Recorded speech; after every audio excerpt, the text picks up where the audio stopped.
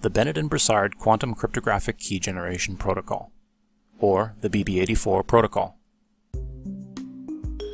Meet Alice and Bob.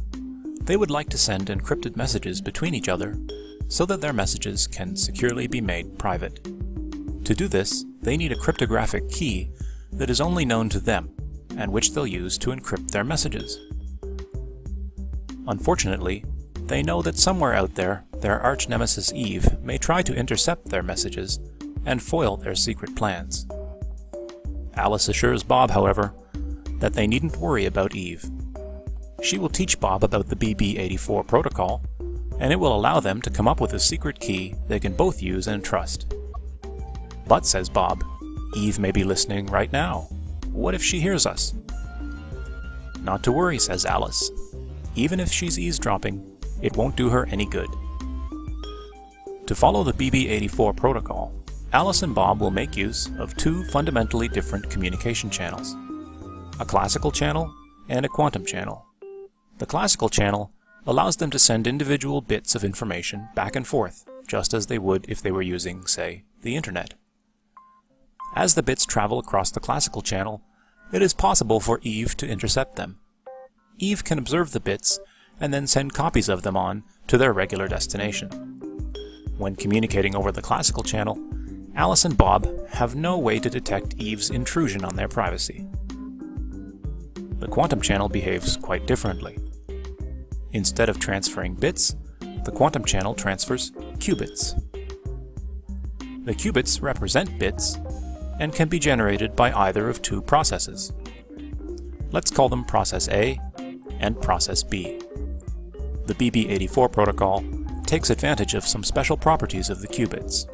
First, a qubit cannot be copied. And second, it is not possible to determine whether a qubit was produced by Process A or by Process B. There exists a very special machine for observing qubits that were produced by Process A. Let's call it Machine A. When a qubit representing the bit 0 is fed into Machine A, the machine will output a 0. When a qubit representing the bit 1 is fed into Machine A, the machine will output a 1. In both cases, the qubit will also be destroyed in the process. On the other hand, if Machine A is fed a qubit produced by Process B, its output will be random. Half the time a 0, half the time a 1. And the qubit will still be destroyed. Likewise, a special machine exists for observing qubits produced by Process B. Let's call it Machine B. When given a qubit produced by Process B, Machine B will output the correct bit. But when fed a qubit produced by Process A, Machine B's output will be random. Just as with Machine A, the qubit will be destroyed. So, when Bob receives a qubit over the quantum channel, he won't know which machine to use to observe it. He will decide via a coin toss, half the time feeding the qubit to Machine A, half the time feeding it to Machine B. The protocol begins with Alice sending Bob a very large number of qubits over the quantum channel. Bob records all of the outputs he receives as he feeds the qubits randomly to his qubit measuring machines. Since he will choose the correct machine half the time on average, 50% of his measurements will be correct. Of the remaining qubits, for which he used the wrong machine, he will still end up with the correct bit half the time, just by chance. This means that 75% of Bob's measurements will agree with the corresponding values used by Alice. However, if Eve intercepts the qubits before they reach Bob, she will also have to make random guesses as to which machine is the correct one for measuring each qubit. Half the time, she will use Machine A, and then use Process A to generate a new qubit to pass on to the channel. The other half of the time, she will use Machine B to observe the qubit, and Process B to generate a substitute to pass on down the channel.